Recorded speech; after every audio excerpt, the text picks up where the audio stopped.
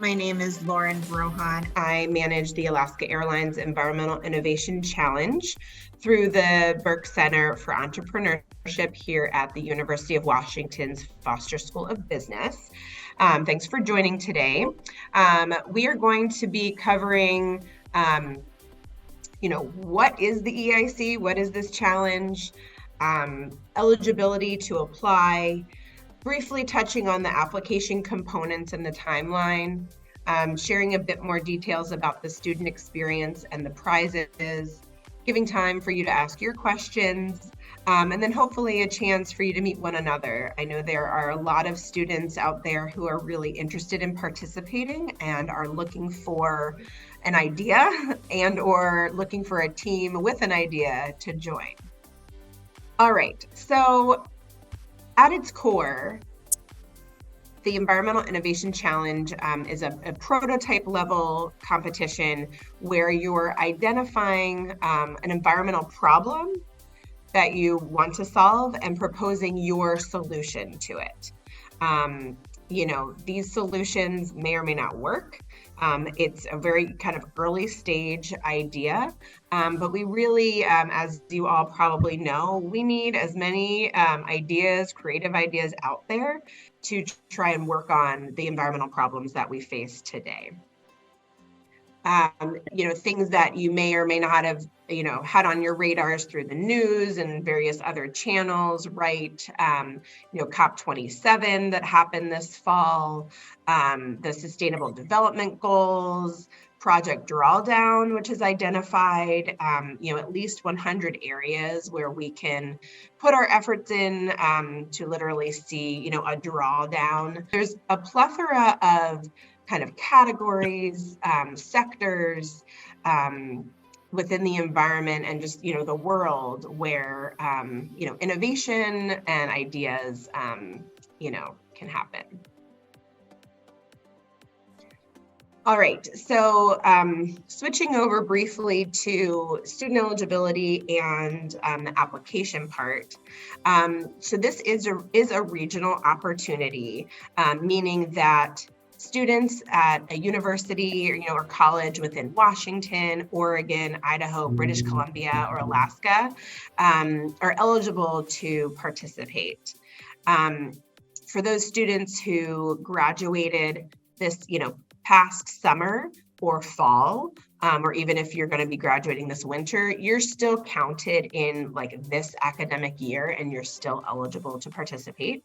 We do require that because this is a student opportunity, that only student team members are eligible to earn prize money, are the ones that are actively participating.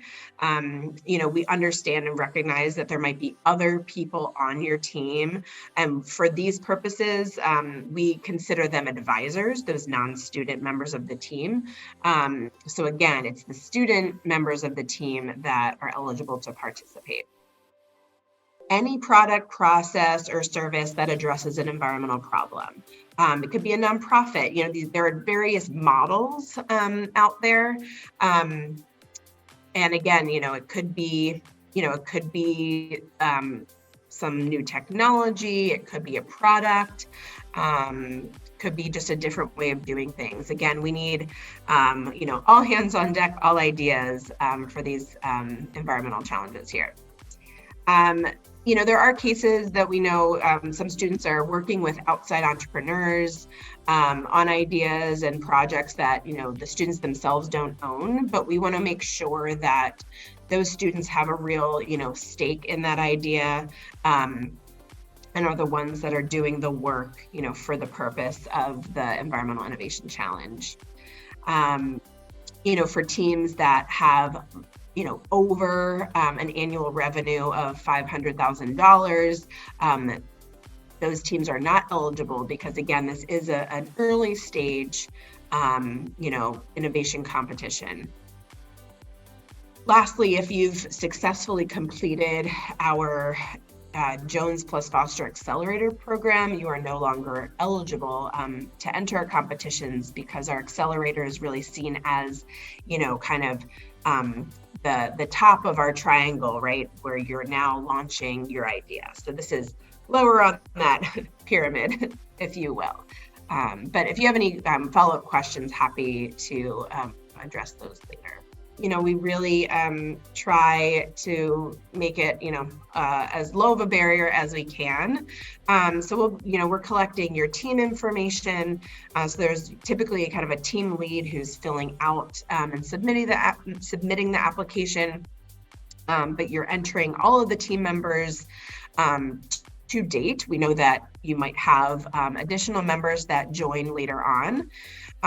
We need a one-sentence description. If you were to be kind of pitching your idea or marketing it, what's that one-sentence description that captures what you're working on? And then, the biggest part of the application is submitting your 5 to 7 page business summary. And the business summary is not a business plan. That's a whole next level challenge and competition. So for this one, these are the components of the business summary. You're defining the problem, proposing your solution, sharing what you can to date about the market opportunity and your customer, including your team and non-student advisors. And then a couple of years ago, we added a new section on kind of climate impact and carbon footprint. And we have some resources that can, help you complete that section. And then lastly, the overall potential for impact. Again, you will see a variety of problems and a variety of solutions. And so we want you to think through, the overall impact that your idea may have. Okay, so for the timeline, we have a nice schedule laid out on the website, but here are the highlights. The application is open. You can apply now. You need to submit your application by noon on February 13th. From there, we do an initial internal pre-screening just to make sure that all the applications are eligible, meet our criteria. Then we share all of the applications with a group of screening round judges. They have a rubric where they're scoring applications, and they are asked to provide feedback. So at the very minimum, by applying, you are going to get feedback, from our judges that will help you think through how your idea can move forward. We will notify the finalist teams on February 24th, and those finalist teams then will compete on Thursday, March 30th.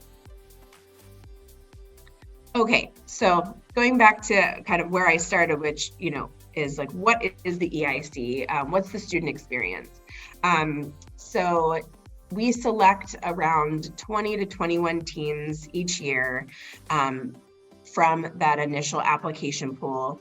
And on the event day, they come together, usually at Seattle Center Exhibition Hall, which is where it will be held again this year, where they give a 1-minute pitch to a room full of judges, and then they have a booth that they where they can talk with judges throughout the afternoon about their idea, about the environmental problem, and display their prototype. We use the word prototype. It is, any demonstration or model of your idea. In some cases, it's like a very physical model, like you can see in some of these pictures. For some ideas, it might be a computer screen, which shows, different images of the solution. So it can look differently depending on the idea and the team.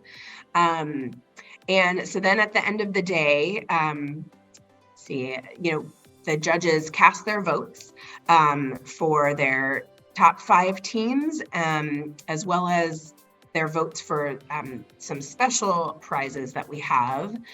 And then they are, the judges are really looking at, again, the problem you're solving. They're looking at your 1-minute pitch. looking at your prototype demonstration, climate impact, and how you're articulating that potential for overall impact. So they're looking at all of these together. They're not scoring them individually. And again, then they're casting their votes.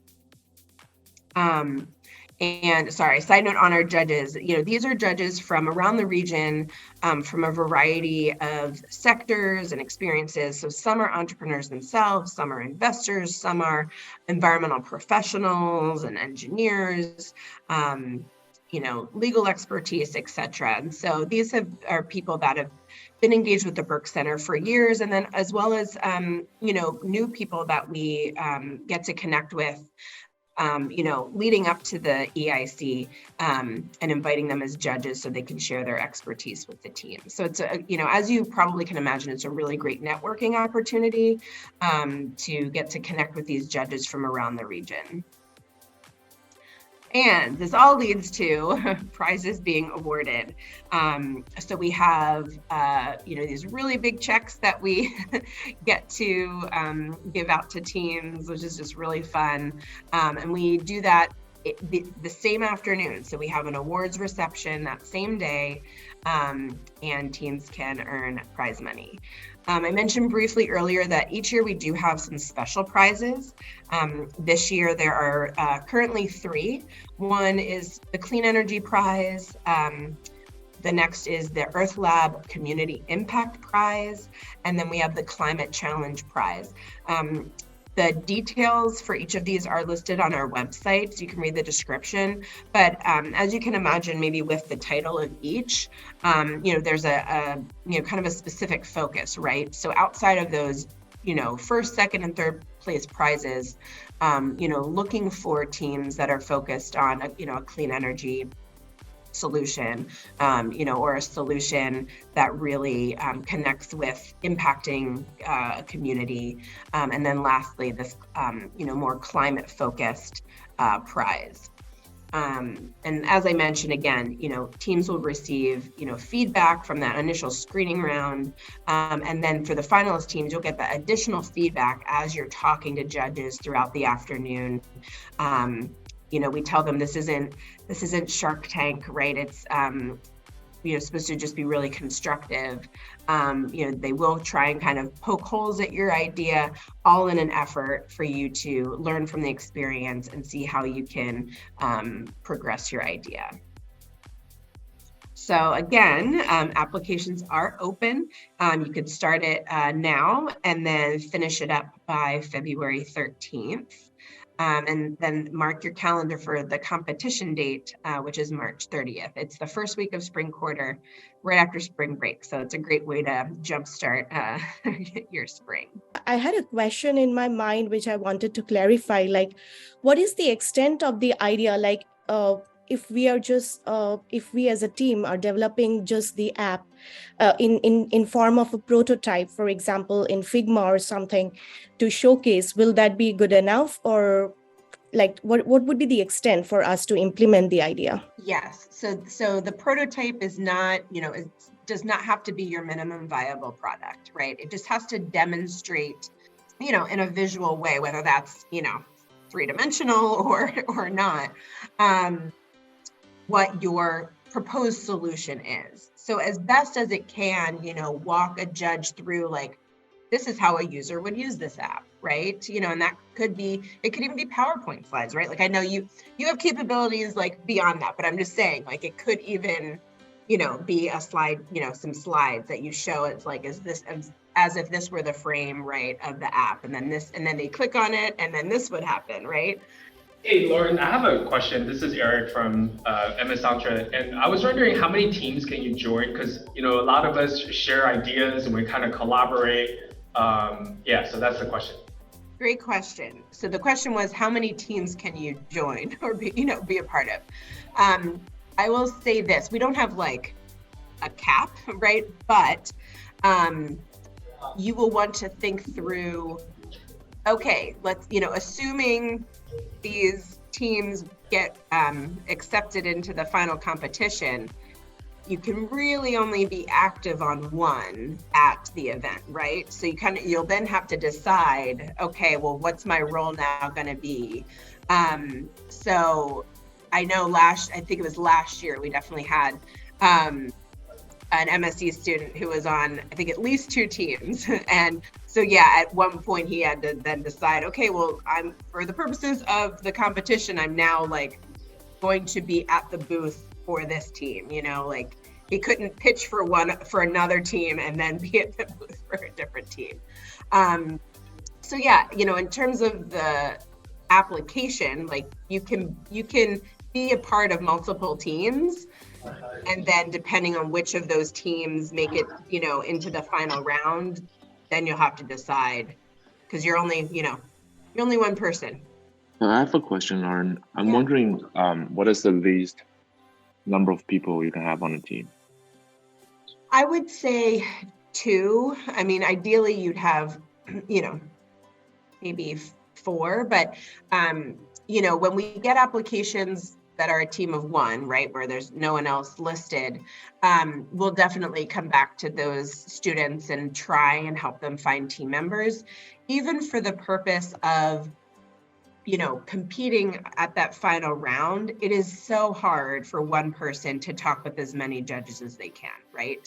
And you want, we also, while I know all of you are highly skilled in various areas, we're trying to, help you see that you really do need a team to move these ideas forward, right? Like you need someone that maybe has that technical expertise, and the person that can communicate things really well, and the person that can market it, and the person that has the financial, skills. So I think it's helpful to have multiple team members. And I would just think about it in the way of like, okay, at the final event, there's me at a booth talking with as many judges as I can. What's the minimum amount of people that I feel that we can successfully do that with? And so I would say 2 would be the minimum. On the flip side, right, we have had teams that are like, in my mind, too big, right? Like teams of 9, that's just a lot of people, at a booth, a lot of people to manage and to figure out how you work well together in that situation. So while we don't necessarily have a cap, we highly recommend, like 4 to 6, it's not hard and fast, but we've just seen really big teams just be too big. If there's something that you're working on for a class or a capstone, or, something that, something that you will be working on, try and make that stretch, right, beyond that class assignment or beyond your capstone. So, I encourage you to, I guess, extend the life of things that you're already working on if possible.